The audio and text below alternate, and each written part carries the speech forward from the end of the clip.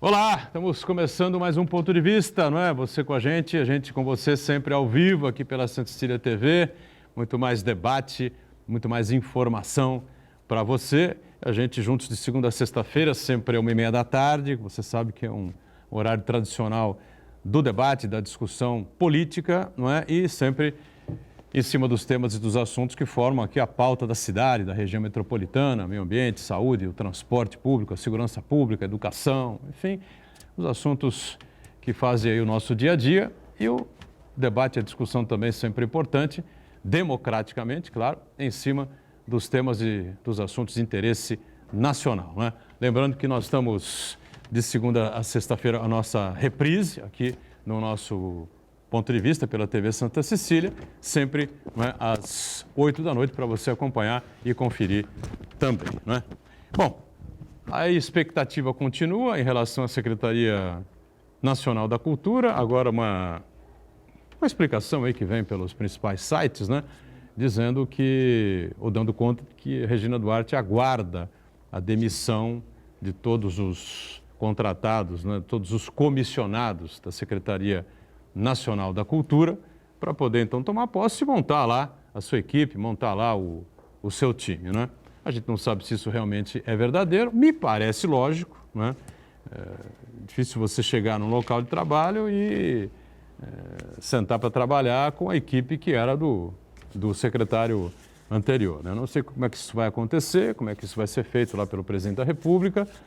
Provavelmente isso realmente acontecerá. E aí ela vai confirmar e dar o seu ok, o seu sim, né, para seguir em frente com a Secretaria Nacional da Cultura. Eu já disse aqui que acho que é uma boa, né? A Regina Duarte pelo menos fala a língua da classe artística, né, e vai dar uma aproximação melhor, um diálogo melhor. Essa dificuldade toda que tem o governo, que tem aí a Secretaria Nacional da Cultura, para discutir, para debater, para conversar, especialmente com a classe artística, com as grandes figuras brasileiras.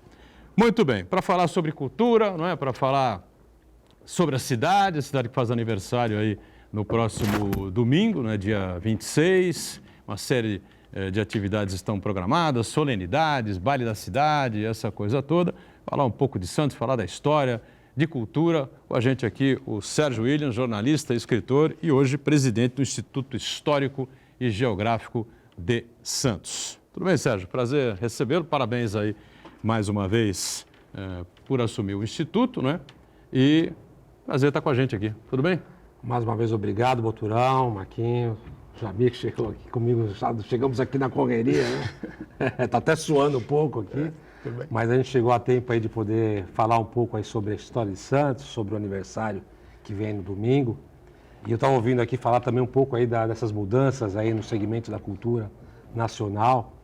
E mudanças são boas, mas assim, quando elas são muito atropeladas, acabam atrapalhando também, né? Mas, enfim, aí eu acho que cada gestor tem o seu estilo, tem as suas metas. E aí, é claro, quando você tem um time formado e vem um novo técnico, o técnico, às vezes, ele quer uma formação diferente, né, para poder trabalhar. Enfim, vamos ver. A gente, como produtor cultural, nós temos mais é que torcer para que essas medidas deem certo, até porque a cultura é um segmento no país que precisa e necessita de pessoas realmente debruçadas aí em trabalhos a longo prazo, né? A cultura precisa realmente de um olhar diferente e espero que com a Regina Duarte, aí, que realmente, como você disse, já é do segmento artístico aí há décadas, né? Que ela tenha um olhar carinhoso aí pela cultura nacional. Muito bem, com a gente também o Jamir Lopes, que é um produtor cultural importante aqui da cidade, envolvido com vários eventos, né? O Santos Jazz Festival, né? Muito famoso aqui na cidade. E a gente tem o prazer de estar com o Jamir mais uma vez. Prazer, tudo bem, Jamir? Prazer revê-lo. Tudo bem, Boturão. Obrigado pelo convite. E um prazer dividir a bancada com o Sérgio Williams, que é um escritor, um jornalista que a gente admira muito, que tem um trabalho muito importante de resgatar a parte histórica da nossa cidade de Santos também. E ao lado do amigo Marcos aqui, né? Vamos debater um pouco sobre cultura e sempre esse conturbado quadro, né, da cultura no governo Bolsonaro, que em um ano é a quarta mudança, né, uma média de 2 a 3 meses cada secretário especial da cultura fica no governo Bolsonaro, né? Então, vamos conversar sobre esse assunto. Muito bem. E Marcos Santana lá na ponta, sempre atento aí às redes sociais, às transmissões que fazemos do Ponto de Vista e a sua participação muito importante aqui com a gente. Tudo bem por aí, Santana? Tudo bem, boa tarde a todos. Parabenizar o Sérgio Williams pela posse na presidência do Instituto Histórico e Geográfico de Santos. O Sérgio Williams, que é um grande jornalista, um grande amigo, eu conheço há um bom tempo e sempre me ajuda no Jornal da Hora, ali quando nós fazemos aquelas edições especiais do aniversário da cidade, sobre a cidade de modo geral. Ele tem um acervo e um repertório de conhecimento sobre a história da cidade muito grande, ele sempre ali me socorre ali. O meu amigo também, um grande produtor cultural, que traz eventos importantes para a cidade aqui. É sempre um prazer tê-lo também no programa. E eu quero cumprimentar você, que nos acompanha ao vivo, convidar você a participar também do programa, mandando sua pergunta, crítica, sugestão, pelo Facebook. Ponto de Vista, Edgar Butrão, ou então por e-mail, contato@pontodevista.tv.br. O programa você acompanha ao vivo pela internet, santaportal.com.br/tv. As edições anteriores do Ponto de Vista ficam disponíveis na internet também, no nosso canal no YouTube e na nossa página no Facebook. E você que acompanha a reprise, às 20 horas, com a dona Neuraci, que ontem encontrei ali no Imbaré, que acompanha sempre a gente na reprise. Uma boa noite. Boa noite para você que está sempre conosco na reprise. Eu sempre digo aqui, o programa é ao vivo, acaba às 14h30, até a reprise que começa às 8 da noite. Coisas incríveis podem acontecer na confusa República Brasileira, né? E olha, nesta segunda-feira, dia 27, será realmente um dia muito especial aqui para o Sistema Santa Cecília de Comunicação. A casa aqui está comemorando 23 anos, né? 23 anos da Santa Cecília TV. E com novidades muito importantes neste ano, neste janeiro de 2020, né? Uma programação nova e a inauguração, nesta segunda-feira, 27, dos novos equipamentos, da nova redação, enfim, de todo a TV toda repaginada, enfim, para dar muito melhores condições a toda a equipe, né? Que vai continuar fazendo o jornalismo de muita qualidade, de muita prestação de serviços, de utilidade pública, né? E basicamente é isso que será colocado no ar na próxima semana, já na próxima terça-feira, com a estreia do jornal logo de manhã, né? O Bom Dia Cidades, às 8 horas da manhã, que deverá ter 1 hora de duração, e depois, você está acostumado, às 7h30 da noite, o Caderno Regional, que terá também uma outra edição às 22 horas, né? Às 10 da noite. Serão muitos flashes jornalísticos, né? Repórteres aí pelas ruas da cidade, durante o programa do Bom Dia Cidades e durante a programação, né? Informando o que de mais importante vai acontecendo aqui pela cidade e pela região, né? Então, você pode conferir tudo isso a partir da semana que vem. Segunda-feira, a presença de muitas autoridades que já confirmaram que estarão aqui, né, para a inauguração dessas novas instalações aqui da Santa Cecília TV. E a gente vai ter, então, a partir da terça-feira, toda essa programação diferente e com muito conteúdo para você, tá certo? Muito bem. E aí, Sérgio Williams, é uma boa a Regina Duarte aí? Será que muda melhor o diálogo da classe artística com o governo? Eu Enfim, acredito quero ouvir isso dos dois aqui. Acredito que o diálogo deva melhorar, com certeza. Regina é uma artista já conhecida, já reconhecida do ramo, né? Da história, né? É claro que vai encontrar, né, algumas dificuldades, até porque as pessoas têm as suas posições muito bem claras e às vezes não tem muito o entendimento do contraditório. A Regina vai ter realmente bastante trabalho. Mas o que mais importa, pelo menos a mim, que trabalho já no setor cultural já há um bom tempo, produzindo aí dentro dos meus segmentos de trabalho, literatura, na parte de memória, eu fico muito receoso e eu espero que haja, nesse governo até agora eu não vi isso muito claramente, as políticas públicas de destinação dos recursos destinados à cultura. A gente viu que o último ato aí do secretário Roberto Alvim, né, foi o lançamento de um edital.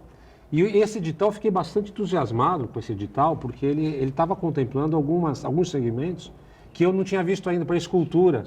Tinha um segmento para contemplar esculturas. E eu acho que era uma coisa tão importante. Espero que a Regina, na avaliação dela, ela não coloque uma pá de areia nesse edital. Não sei o que vai acontecer. Parece que ele está congelado, não chegou a ser publicado o regramento dele. Mas, assim, aos meus olhos, eu achei que é um edital muito interessante. E eu tenho uma visão, assim, uma defesa, inclusive a defesa de muitas pessoas da classe artística aí, de que a destinação via editais, eu acho ela muito mais justa, né, do que a... Bom, eu particularmente já até falei aqui num ponto de vista, a minha visão em relação às leis de incentivo. Elas foram criadas com um pretexto muito nobre, mas é muito difícil. Quem capta sabe a dificuldade que é e sabe exatamente também quais são os mecanismos aí utilizados pelas empresas para a destinação.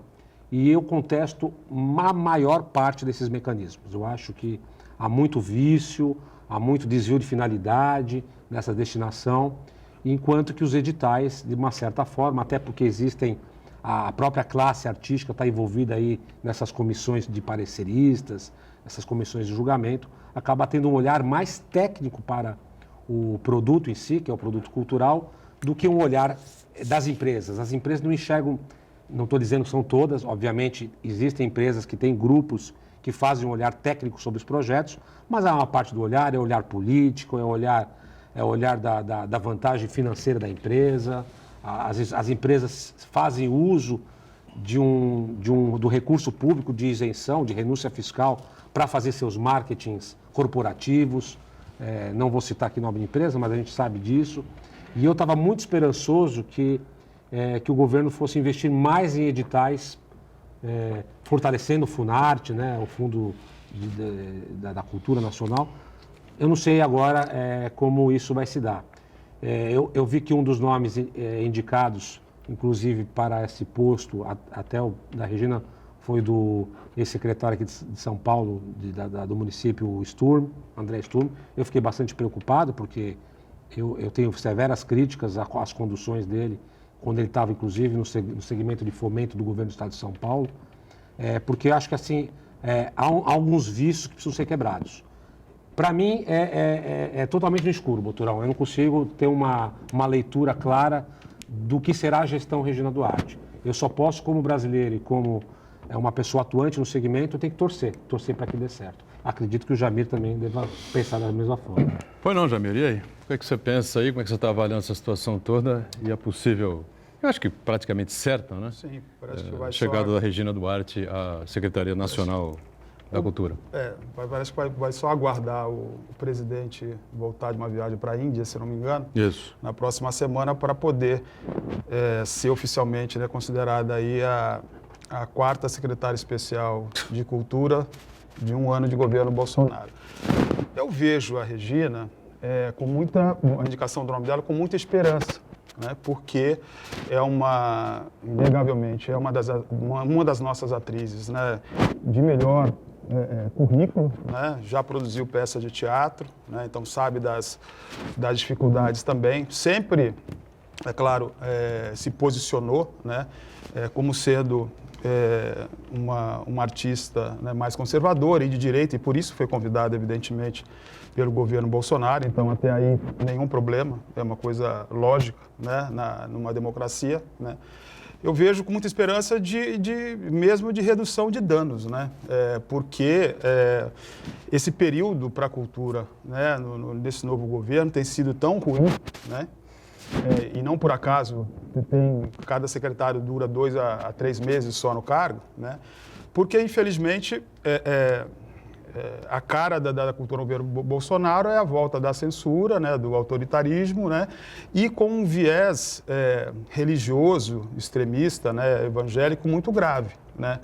Não por acaso, o perfil, né, de quase todos os secretários, né, de quase todas as pastas da Secretaria Especial de Cultura tem esse perfil, né?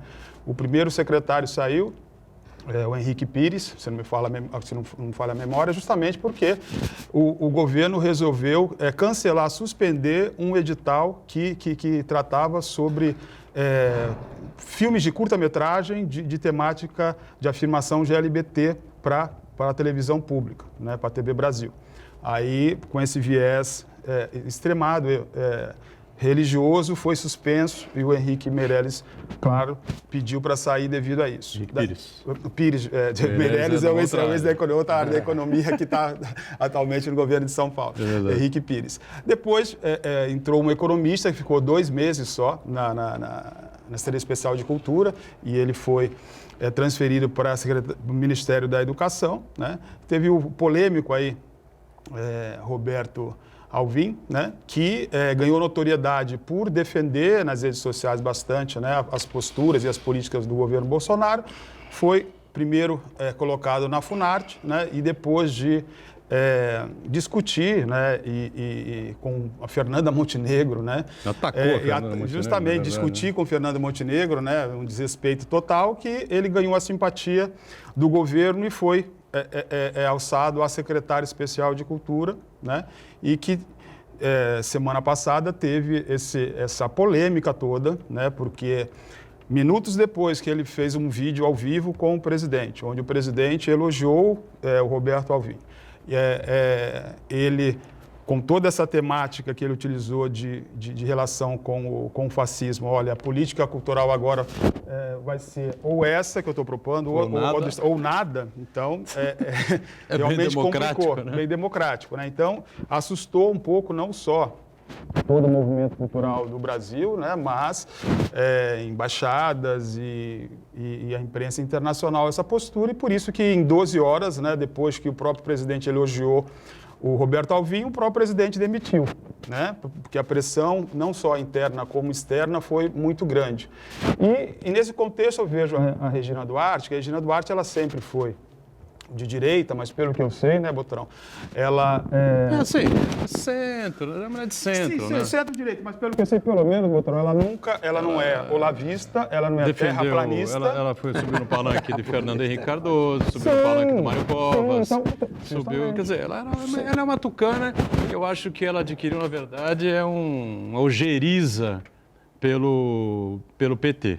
Para deixar bem claro isso, né? Eu acho que foi o que aconteceu com ela. E aí ela percebeu que o PSDB também sofreu um baque danado, né? Uma série de acusações, enfim, né? Contra grandes figuras do partido, especialmente Aécio Neves, que foi candidato em 2014, foi ao segundo turno, quase ganhou da Dilma em 2014. E aí eu acho que ela partiu por um lado que fosse o lado que ganhasse do PT, né? Sim. E ela, sei lá, simpatizou com o Bolsonaro. E eu respeito muito a posição da Regina Duarte, porque a gente na democracia tem que mesmo não coincidindo com a minha, tem que aceitar o contraditório, né? E eu respeito e acho, e tenho esperança que ela seja realmente assim, um nome certo nesse momento, né, para redução de danos, como eu já falei, porque, pelo que eu sei, ela é de direita, mas ela não é fascista, ela não é terraplanista, ela não é olavista e não é evangélica fervorosa, que é a característica, infelizmente, né, até aqui da gestão Bolsonaro. Eu não acho sei... que ela nem é evangélica, né? Não, justamente. Agora, ser bem amiga se dá muito bem com a Michelle Bolsonaro. Então, a esperança é que ela realmente consiga atenuar, né, essa característica de autoritarismo dentro da Secretaria de Cultura, que já censurou várias peças de teatro, já homenagens a artistas famosos e algumas perseguições que existem nesse um ano de governo.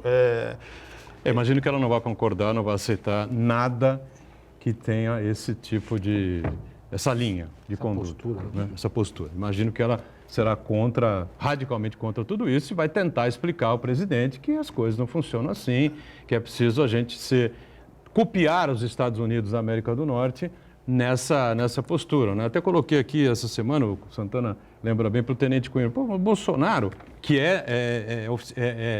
se define como bolsonarista, né? Não como PSLista, sei lá, né? Que ele ainda continua no PSL. Eu ainda disse isso a ele, né?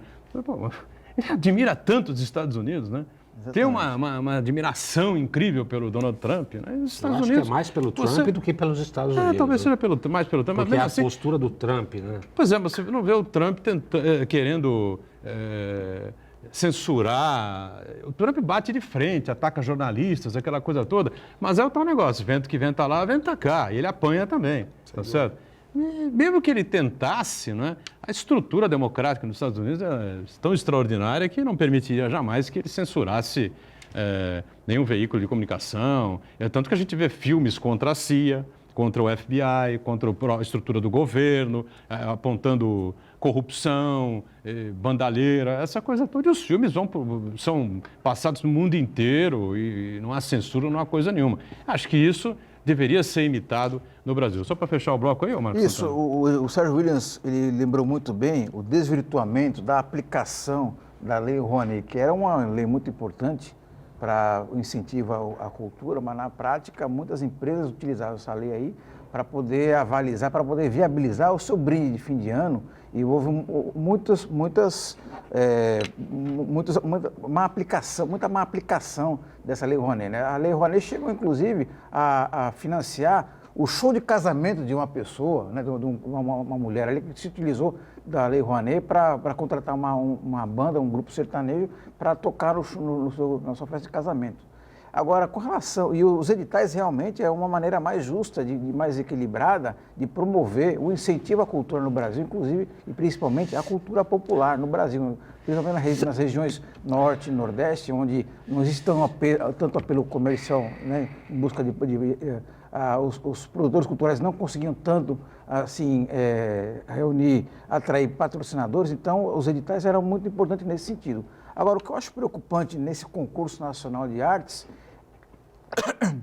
e o ex-secretário deixou muito claro isso aí, o viés ideológico, né, o espírito desse concurso cultural, né?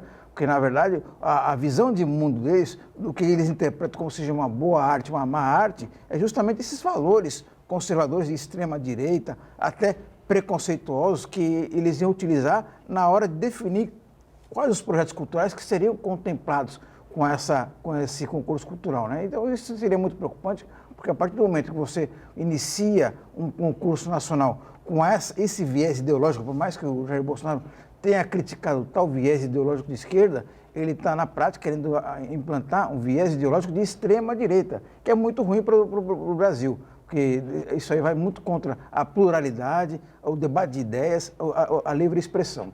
E agora... Não, fechou ainda? Em relação à Regina Duarte, a gente tem muita esperança que ela seja muito mais Malu mulher do que viúva porcina, né? E consiga aplicar uma visão mais aberta, mais oxigenada para a Secretaria Nacional de Cultura. Só para fechar, então, a Malu Mulher seria a melhor... Eu não sou noveleiro, cara. Não, mas Malu Mulher não era uma série, não era uma novela. Era uma série? Era uma série. Tá vendo como eu sou ruim dessas coisas?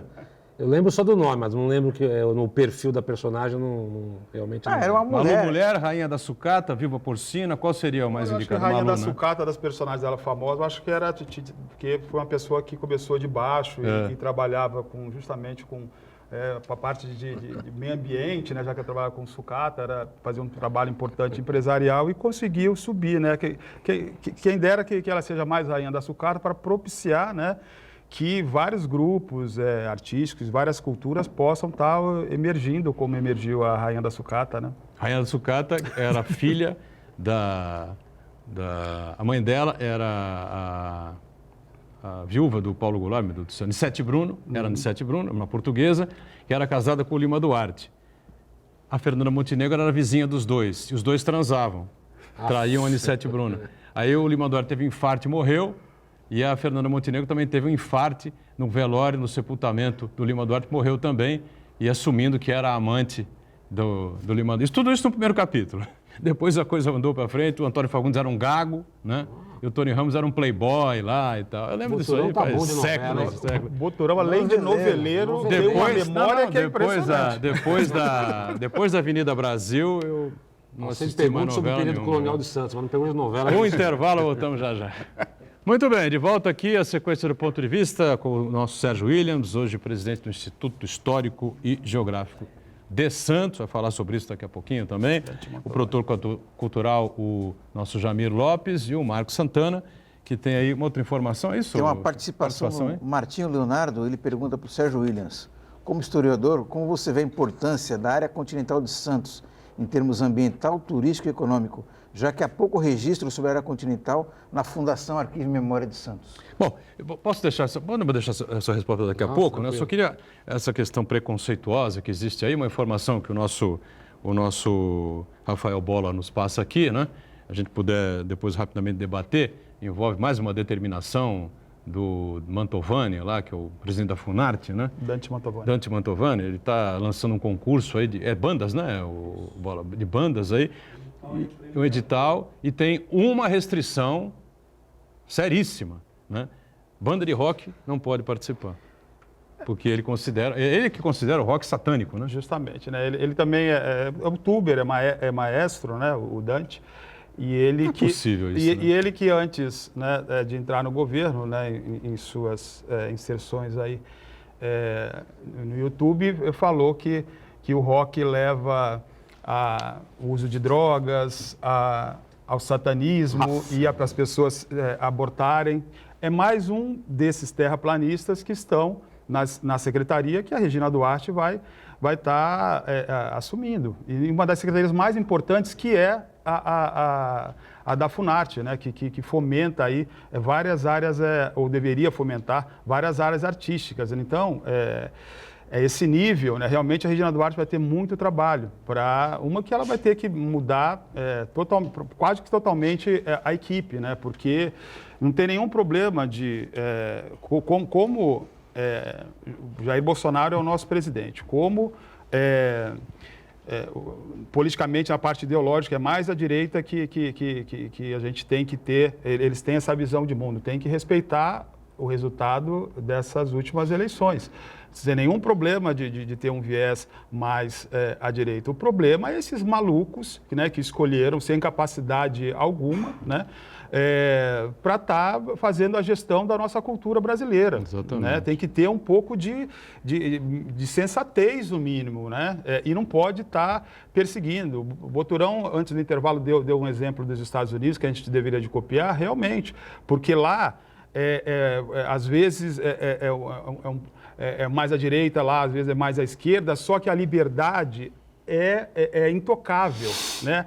A liberdade de expressão, né? A liberdade de imprensa, a liberdade das escolas funcionárias, a liberdade dos produtores culturais e toda a arte se dá, isso é intocável. Aqui no Brasil, infelizmente, né, sempre que quando tem, né, algum governo com características mais autoritárias, mais que assume o governo, né, seja de direita, seja de esquerda, primeiro eles querem atacar e controlar a cultura, a educação e a imprensa. Né? Por quê? E a ciência também, todas as áreas do conhecimento. Não, de conhecimento, não haver debate, essa coisa toda, questionamentos. Porque eles querem cordeirinhos sem senso crítico, né? Sem opinião, que sejam facilmente domináveis. Né? Então, a área do conhecimento é a área primeira de qualquer regime autoritário. A cultura faz pensar, né? Sem dúvida A cultura nenhuma. faz pensar, modifica, liberta. Né? O edital está colocado aqui na coluna do Lauro Jardim, do Globo, né? E a Funarte divulgou ontem o edital e tal, para bandas de música, concurso de bandas de música, prêmio de apoio a bandas de música 2020, tá? O edital é para a distribuição de instrumentos de sopro, repete um veto já contido no edital semelhante da Funarte 2013, mas a proibição específica a bandas que tocam rock e cai como uma luva para o presidente da Funarte, Dante Mantovani, e que em um vídeo publicado no seu canal no YouTube, a gente até discutiu isso aqui bastante, e Mantovani disse que o rock leva ao aborto e ao satanismo. Mantovani, vai para o inferno. Tem alguma coisa mais a comentar? Rock and roll. Rock and roll, beleza. Bom, e eu queria também emendar, já que uma situação esdrúxula também que acontece, estão tentando judicializar o Carnaval do Rio de Janeiro, grupos católicos, enfim, alguns evangélicos querem impedir a Mangueira, né, Grêmio Recreativo Escola de Samba Estação Primeira de Mangueira, de colocar na avenida o Jesus multifacetado. Né? É um Jesus que, no momento, tem rosto de homem, depois ele tem rosto de mulher, depois ele é um gay, depois ele é um negro, depois... Enfim, o Jesus que está... Quem é cristão, você pode ser gay, pode ser até bandido, pode ser o que for, você pode ter Cristo no seu coração, pode ser um cristão, não sei de que acredita, né? Em Jesus, tanto que diz a história, diz a Bíblia que ele estava crucificado no meio de dois ladrões, né? E um se converteu, né? No momento pediu para que ele o levasse para o paraíso junto com ele, e o outro não sei quem, insistia que nada valia a pena, aquela coisa toda, enfim, né? É mais uma arbitrariedade, né, que estão tentando contra a Mangueira, me parece, né? Se você é contra, não assista o desfile da Mangueira. É simples assim. Não vá ao sambódromo, tá certo? Não ligue a TV Globo no momento que a Mangueira estiver desfilando. Se não te interessar ver esse tipo de mensagem, né, Sérgio? Você discorda? É que nem teve aquela polêmica da Porta dos Fundos, que fez um especial de Foi, Natal, exatamente. abordando também a figura de Jesus Cristo com Homossexual. homossexual e tudo mais. E aí, nas redes sociais, já virou um pandemônio de pessoas opinando. Eu coloquei e falei assim, olha, gente, eu acho que você não tem que avaliar o contexto pela temática. Não quer assistir, não assiste. Assiste, tem tantas outras coisas para assistir, né? Claro. Aí eu só dei opinião. Assim, eu assisti o trecho, achei muito ruim, mas do ponto de vista do enredo, da performance dos atores, não daquela polêmica toda. É que assim, religião, futebol, tem algumas temáticas que elas são polêmicas, voláteis, difíceis. Né? Então, as pessoas são às vezes fervorosas. No catolicismo ainda mais, hoje talvez menos, né? Mas se você remete para o passado, as pessoas devotas, elas eram muito, vou dizer radical, que é uma palavra muito forte para esse tipo de coisa, mas as pessoas eram muito ferrenhas, vamos dizer assim. Então, quando você pega um símbolo do catolicismo, né, Jesus Cristo, e você dá uma roupagem diferente, externa isso a público, essas pessoas, esse segmento da sociedade, se incomodam, as pessoas se incomodam. Né? Então, é natural que as pessoas se incomodem. O que nós não podemos permitir é que esse incômodo se transforme em intolerância. Intolerância, né? censura. O incômodo é uma coisa. Tem até aquele ditado que fala assim, os incomodados se mudam, que é meio agressivo, mas assim, se você tem uma coisa que te incomoda, então saia daquilo. Sérgio, o incômodo é a essência da arte, né? Aliás, a arte é provocativa. Ela tem que ser. Senão não seria uma coisa tão interessante. Só que assim... Liberdade poética, né? A arte ela é provocativa, mas ao mesmo tempo há de se ter um respeito também pelo contraditório. O problema é que o respeito, ou ele não está de um lado, ou ele não está do outro. Ele tem que ter um equilíbrio desse respeito. A gente estava discutindo a questão do enredo, né, da Escola de Samba Mangueira, na Estação 1ª de Mangueira, no Rio de Janeiro, a polêmica danada, espalhada por todo o Brasil, que vai para a Avenida um Jesus Cristo polêmico, com várias versões, com várias facetas, né? Um Jesus Cristo de rosto masculino, né?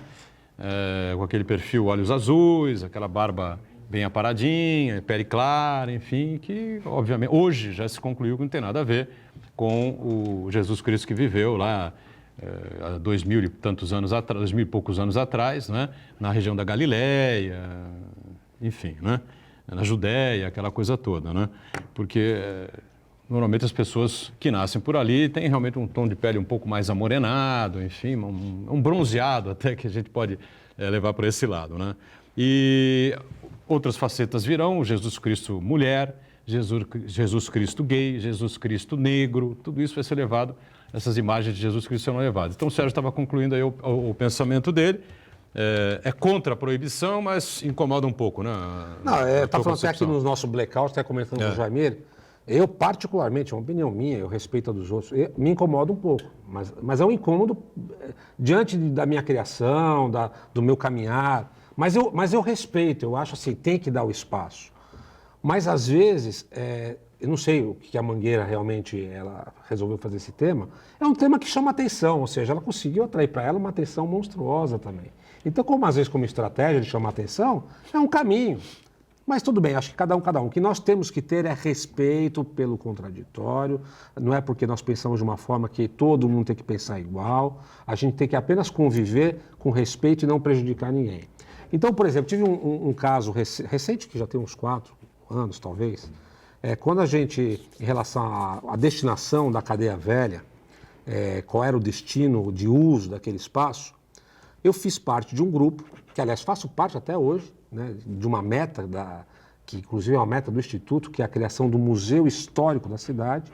Nós entramos naquela contextualização de discussão de uso do espaço e sugerimos ao governo um caminho. Olha, por que vocês não fazem desse espaço um espaço dedicado à memória da região, tal, que já era inclusive uma das ideias do então Marcelo Araújo, secretário de Estado da Cultura.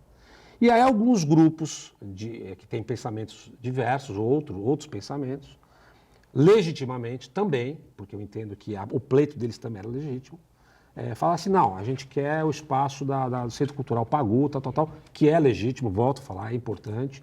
Só que, assim, eles defenderam o lado deles, mas atacando o outro.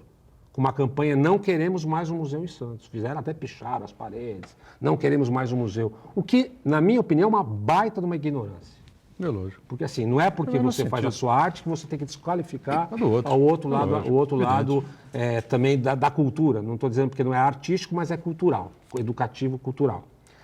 Naquele momento, então, nós percebemos que era uma luta que não valia a pena ser lutada, a gente recuou, e no final das contas a Cadeia Velha não virou praticamente nada.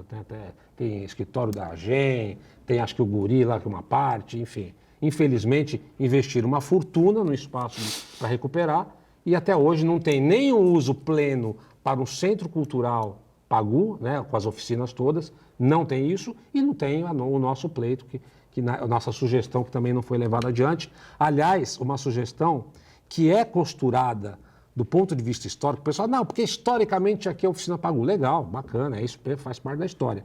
Mas nos anos 50, em 1957, o então governador de São Paulo, Jânio Quadros, baixou um decreto instituindo museus em várias cidades de São Paulo. E em Santos, o governador Jânio Quadros instituiu por decreto a criação do Museu Pedagógico dos Andradas, que tinha como preceito contar a história da região. E esse museu seria na Cadeia Velha. E aí aquilo acabou não acontecendo. Vilma Terezinha, nos anos 70, abraçou essa ideia, resgatou, voltou a lutar pela implantação do Museu Pedagógico dos Andradas na Cadeia Velha. Também não logrou êxito. Então, a gente não estava inventando nada, nós estávamos só repaginando uma situação e oferecendo isso para a sociedade. Então, esses contraditórios do outro lado também, às vezes, eles não são muito bem aceitos. Então, assim, faz parte, nem todo mundo tem o mesmo pensamento, tem gente que aceita uma opinião contrária, tem gente que não aceita. A gente tem que mais trabalhar, ignorar essas dificuldades e caminhar para frente. No caso da Mangueira, eu acho que assim... eu não sei exatamente quem é que regra lá o carnaval, acho que deve ter a comissão, a liga da escola de samba, eles têm que resolver entre eles, mas que de fato é uma estratégia da Mangueira interessante, porque traz luz para toda uma polêmica, né? Se eles conseguirem ultrapassar, conseguirem ir para a avenida com essa temática, é capaz até deles ganhar o carnaval, só por conta da temática. O Carnavalesco foi entrevistado hoje na Rádio Bandeirantes, eu ouvi uma parte, né? E ele fala em não criar polêmica, mas na verdade em criar uma reflexão diferente nas pessoas, porque ele acha que isso que eu falei há pouco, né? O cristão está dentro de todos, né? Aqueles que acreditam nele, em tudo aquilo que ele pregou, enfim, né? E depois um outro comentário também foi feito, eu achei bastante interessante, que Jesus Cristo não precisa de defesa. Né? Não precisa de defesa. Vai passar o carnaval, vai passar o desfile da Mangueira, quem é cristão vai continuar cristão, quem é católico vai continuar católico, quem é evangélico vai continuar evangélico, todo mundo vai continuar seguindo aquilo que rege o seu pensamento. Talvez seja realmente uma reflexão para as pessoas entenderem, não é porque o sujeito é gay, ele não vai ser aceito na igreja e tal, não é porque o sujeito o Jesus foi pintado, né? Os quadros que a gente tem normalmente e tal, aquele desenho o menino Jesus, o olhinho claro, aquela coisa toda, enfim, isso foi um interesse momentâneo, né, de determinada sociedade, determinada época, enfim, que criou o Jesus daquele jeito, né? É uma reflexão interessante, eu acho que quem não quer, não assista, desliga a televisão, mude de canal, tem milhões de canais para a pessoa assistir. O cara vai para a arquibancada, pô, mas vem aí a Mangueira, rapaz, não queria ver esse desfile. Meu amigo, dependendo de onde você estiver, no Sambódromo, já estive lá, você tem vários restaurantes, vários locais para você circular. Você vê o desfile da Mangueira, a hora que o que o Cristo estiver se aproximando, você levanta e sai e vai tomar um chopp. É fácil. Sabe que às vezes parece, Boterão, que a justiça brasileira não tem mais nada para fazer. Pois é. Porque, é uma repetição de um caso, teve um caso até... da Beija-Flor? Teve na Beija-Flor também, a história do Cristo. Na Beija-Flor também. Joãozinho 30. Joãozinho 30 lá atrás, né? Tiveram que cobrir o Cristo. Cobriu o Cristo e tal. De gente, né? De mendigo, né? Mendigo, justamente, Cristo mendigo. Né? E há pouco que era como ele andava praticamente na época. Com certeza, uma pessoa simples, né? Que não tinha esse luxo nenhum. Enfim. E a gente teve um caso semelhante a esse que está passando pela Mangueira, que passou pelo especial do Porta dos Fundos também, agora agora de Natal, que é um caso daqui de Santos, que foi, né, uma transexual, uma atriz santista, né, que é a Renata de Carvalho, que ela encenou Jesus como sendo uma transexual. E essa peça, em várias cidades, teve problemas com a justiça, né, em Campinas, no Rio de Janeiro também teve, o prefeito Trivela, ele proibiu, só que depois com recurso conseguiram ter a peça e surgiu justamente para divulgar mais a peça, porque a peça ia ser um teatro pequeno, acabou sendo na Fundação Progresso, né, na Lapa, no Rio de Janeiro, que cabe milhares de pessoas, e ela foi um sucesso danado. Né? Jesus é multifacetado, depende muito da época, da sua religião e até de interesses, como desde pequeno a gente vê só a imagem de Jesus loiro com olhos azuis, fizeram isso porque na época foi para Jesus ser aceito pelos europeus. No Alto da Compadecida ele é negro, né? Justamente, é negro. Então, eu sou, é claro... defendo, claro, a responsabilidade, defendo, né, a religiosidade de cada um, né, mas a liberdade artística é essencial. Se a pessoa não gosta desse tema da Mangueira, não assiste. Se a pessoa não gosta da peça de teatro que retrata Jesus Cristo como ser uma transexual, não assista, não recomende aos amigos e seja contra. Né? Se a pessoa não gosta do especial do Porta dos Fundos, também não assista. Não assista, caramba. Simplesmente não assista. Agora, proibir, a gente está num momento tão de retrocesso da nossa civilização que a gente tem que ecoar novamente o mantra da década de 60, que é proibido proibir, que Caetano Veloso, enfim, com todos aqueles artistas falaram aos quatro cantos do país, é proibido proibir. A liberdade é essencial. Claro. Você não quer assistir, não assista. Vai para outro canal, muda, não vai para o sambódromo, ou não vai para o sambódromo, não vai te agradar ver aquela imagem, quando a Mangueira estiver entrando, você espera o momento certo e sai. Vai tomar um chopp, vai no banheiro, aquela coisa vai passar rápido por você. Né? Diga, Santana. O Uriel Vilas Boas acompanha a gente aqui, ele faz uma pergunta.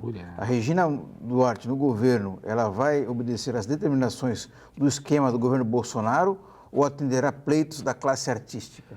Eu acho que ambas as coisas, né? Vai tentar acomodar as duas coisas da melhor maneira possível. Não vai aceitar censura, como o Jamir falou aqui, né? Nem esses radicais aí que fazem parte do governo, como esse secretário que saiu, como essa figura aí, que é o da Funarte agora, né? O Mantovani, né? Que vem com essa história de que o rock leva não é o estupro, né? É o satanismo aborto. O aborto é o satanismo, não sei o quê. Esse cara deve ser louco, né? Não sei onde é que ele foi buscar esse tipo de coisa, né? Evidentemente que ela não vai aceitar nada disso. Acho que as conversas com o Bolsonaro estão evoluindo. Ela não deu o sim até agora, né? Não oficializou o sim justamente por isso. Falou, estou aqui, eu gosto do seu governo, simpatizo com você e tal, mas isso que está colocado aqui é impossível fazer cultura, conviver com a arte. A arte precisa de liberdade, né? Liberdade de expressão, essa coisa toda. Sérgio Williams, Instituto Histórico e Geográfico, você é o novo presidente, né? Já foi parabenizado várias vezes por isso. E eu queria saber rapidamente, então, quais foram aí as principais vitórias, as principais conquistas e o que é que vem pela frente aí que você pretende colocar em prática ao lado do Pércio Mussi, né, que era o presidente, você era o vice, agora inverteram-se os papéis. Trocamos de cadeiras ali. Eu já estou no Instituto há mais de 10 anos, como membro do Instituto. Antes já fazia um trabalho voluntário, foi inclusive nesse período em que eu produzi algumas publicações, como os Almanaques de Santos. Também produzimos uma coleção para as escolas aí, o Almanaque Santista. Distribuímos para todas as escolas da cidade, particulares, públicas, estadual, municipal. Sempre buscando fazer com que a instituição cumprisse o seu lema, as suas diretrizes estatutárias, né? O Instituto tem 82 anos, foi fundado em 19 de janeiro de 1938, quando a cidade não tinha fóruns de discussão para a parte da memória, para a parte das discussões do futuro da cidade. Então, as grandes cabeças pensantes de Santos acabavam tendo no Instituto um espaço para discutir essas questões todas. Fosse hoje, discutiríamos, por exemplo, sobre mobilidade urbana, sobre avanços demográficos, enfim, várias vertentes. Até porque o Instituto não é só histórico, o pessoal fala muito de história, mas esquece do geográfico, que é tão importante quanto, né? É verdade. Mas, com o passar do tempo, foram surgindo as universidades na região, foram surgindo outros espaços para a intelectualidade local discutir as questões da cidade, o Instituto foi se tornando uma instituição mais acanhada, com menos competes ou com menos doação para a cidade, e é isso que a gente tem que resgatar, né? Estamos sediados num imóvel bastante antigo, de 1886, a edificação mais antiga de Santos, fora do centro histórico. Então, uma meta nossa é o restauro desta edificação, que é tombada pelo patrimônio histórico, mas precisamos de dinheiro para isso, e tem uma saída que é a venda do potencial construtivo, que justamente é um dispositivo legal que propicia a imóveis tombados ter recursos para fazer a sua manutenção. Então, esse é um caminho, conversando com algumas construtoras da cidade, para a venda desse potencial construtivo. Já na gestão do Lupercio, a gente já tinha iniciado um processo lento, mas para frente, de digitalização de acervos históricos. Aliás, é uma coisa que o Jaime deve saber muito bem, porque antes de eu entrar na Secretaria de Cultura, o Jaime já cuidava muito dessa parte, também já fazendo projetos, buscando a digitalização, né, Jaime? E é uma coisa difícil, né? Mas a forma de você realmente preservar a memória, a história, é uma forma né? não só de preservar, mas de democratizar o acesso a essa Também informação toda. Vejo. Porque a gente já digitalizou pelo menos 350 livros da cidade. Você pode ver Afonso Schmidt, Rui Ribeiro Couto, Francisco Martins Santos, Martins Fontes, Alberto Souza, tudo isso já está digitalizado. E são livros, muitos deles, que você sabe que você não vai ter a menor chance de uma reedição impressa. Então, se você digitaliza, você torna ele aqui um arquivo PDF ou outro formato EPUB, por exemplo, e você pode ler no tablet, pode ler numa tela do computador, e se você for um cara mais tradicional, quiser ler no papel, você pega aquele arquivo e imprime e lê. Até porque os direitos autorais já estão vencidos, são domínios públicos, a maior parte. E nós estamos digitalizando também muitos agora relatórios da Companhia Docas de Santos, desde 1915. Então, são documentos que estão guardados e que servem como subsídio para vários estudos e entendimento da evolução da cidade. E também dos jornais. Já digitalizamos mais de 30 mil páginas de jornais, inclusive toda a coleção da Revista Comercial, que é o jornal mais antigo de Santos, de 1850. E uma grande vitória, né, que eu sei que já estou autorizado a falar, com muita batalha nós conseguimos agora dar início ao processo de digitalização do jornal A Tribuna.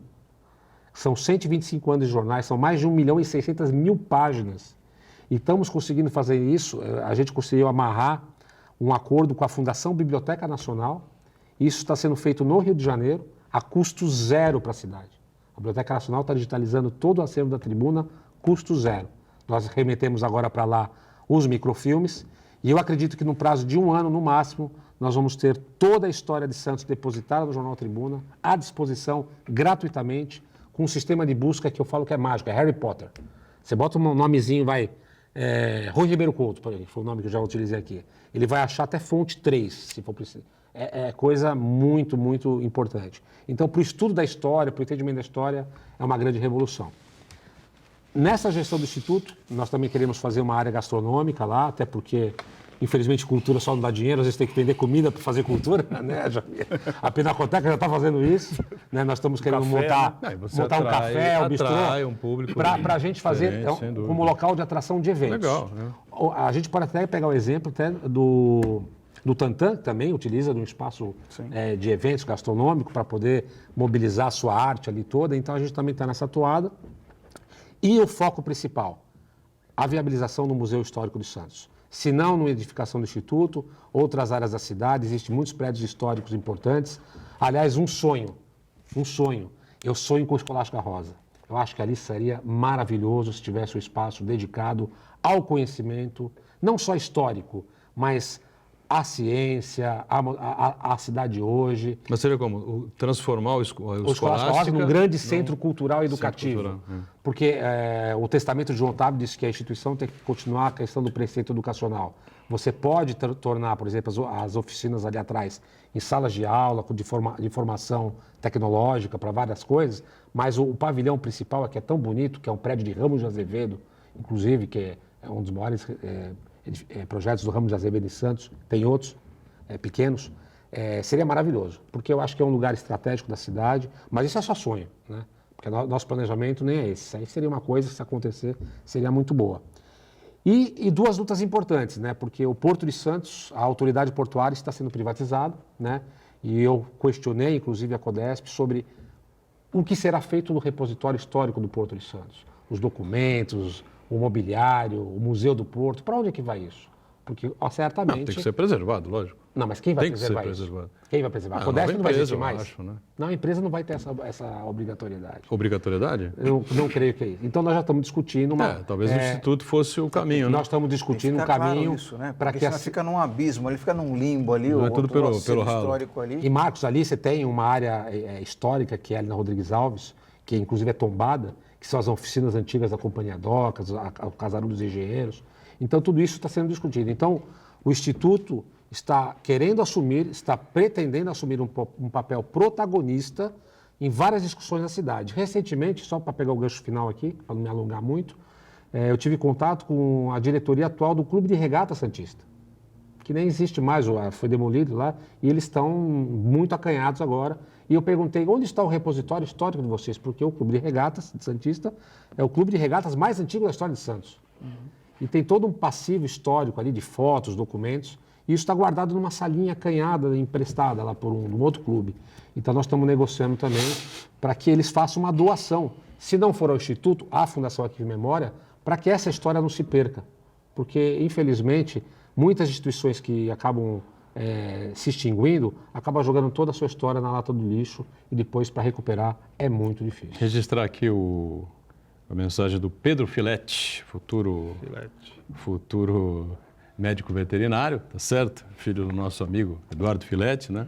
Acompanhando o programa aqui com a gente, o programa está muito bom, muito legal. Um abraço ao Pedro Filete, manda aqui a foto do programa, ele mandou a foto do Sérgio Williams, pô. Minha foto? Olha aqui, ó. Mandou a foto do Sérgio Williams aqui comentando, falando sobre Provou o que tá Instituto vendo Histórico mesmo. Geográfico. Provou que tá vendo mesmo. Filetinho, um abraço para você, viu? Felicidades. Pois não, Marcos Santana. Eu aproveitar que no domingo agora, o Santos completa mais um aniversário, e eu queria aproveitar que o Sérgio Willis está aqui, uma verdadeira enciclopédia ambulante da história de Santos. O que a gente tem para comemorar nesse ano, Sérgio? O que você poderia destacar nesse ano nas comemorações do aniversário de Santos? 474, é isso? Meu artigo da Tribuna, de fim de semana, eu peguei como gancho a questão da criatividade, né? Porque nós vamos, esse ano, abrigar um evento da Unesco, das cidades criativas, e aí eu fiz uma provocação de que Santos é uma cidade historicamente criativa, né? E eu coloco as duas grandes personalidades históricas dessa linha do tempo de Santos, que foram criativos para fazer com que a cidade se desenhasse e, no caso de mais tarde, ela se redesenhasse. Eu peguei Brás Cubas, o nosso fundador, e Saturnino de Brito. Exatamente. Não fosse Saturnino, que redesenhou todo o modelo da cidade, motivos de saúde pública, resgatou verdade, a cidade, né? Porque o governo do estado de São Paulo estava extremamente criou os preocupado, canais, né? porque muitas doenças, muitas mortes na cidade. O porto era importante, era estratégico, então colocaram nas mãos do Saturnino toda essa carga de responsabilidade, de dar uma volta na cidade, e com um projeto exemplar, maravilhoso, Santos se tornou uma cidade de ponta. Nos anos 20, eu posso afirmar que Santos rivalizava com as principais cidades europeias em termos de qualidade de vida, de edifícios Terceira ou públicos. quarta cidade do Brasil, né? Era uma Importância em... Tudo. Se você vê o protagonismo que Santos teve ao longo da história, em tudo praticamente. É verdade. No esporte, na ciência, na educação. Os barões do café. Em tudo. Você vai ver protagonismo em todas as áreas.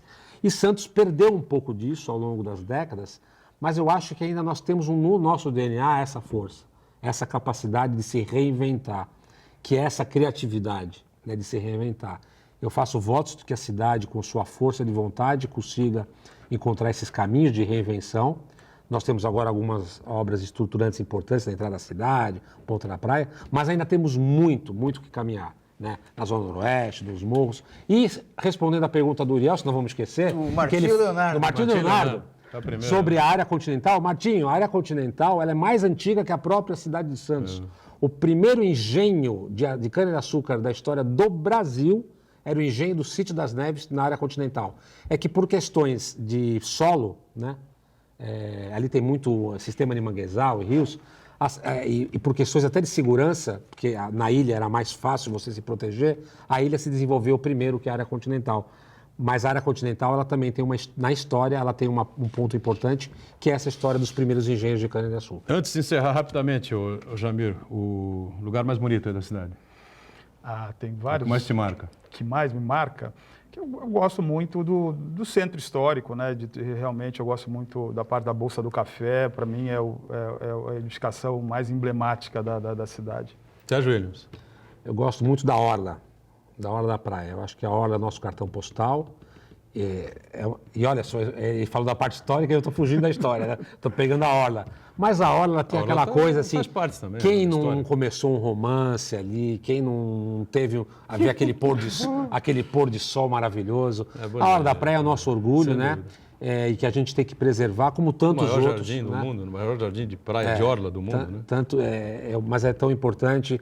E com essa ciclovia maravilhosa, eu que gosto de andar de bicicleta, acho que não tem coisa mais gostoso. prazerosa do que a gente estar andando de bicicleta ali na hora da praia e vendo aquele cenário maravilhoso todos os dias. Somos pessoas privilegiadas por isso. Muito bem. O Santana e eu vamos falar sobre isso amanhã, né? No programa de sexta-feira, que antecede o aniversário da cidade no próximo domingo. Sérgio Williams, prazer, boa sorte no Instituto. Sempre bom tê-lo aqui. Jamir, da mesma maneira, obrigado por estar presente conosco. O Santana está diariamente com a gente. De segunda a sexta, o Ponto de Vista, você sabe, é ao vivo, aqui pela Santa Cecília TV, 1h30 da tarde. Reprise às 8 da noite. Tchau. Obrigado, gente.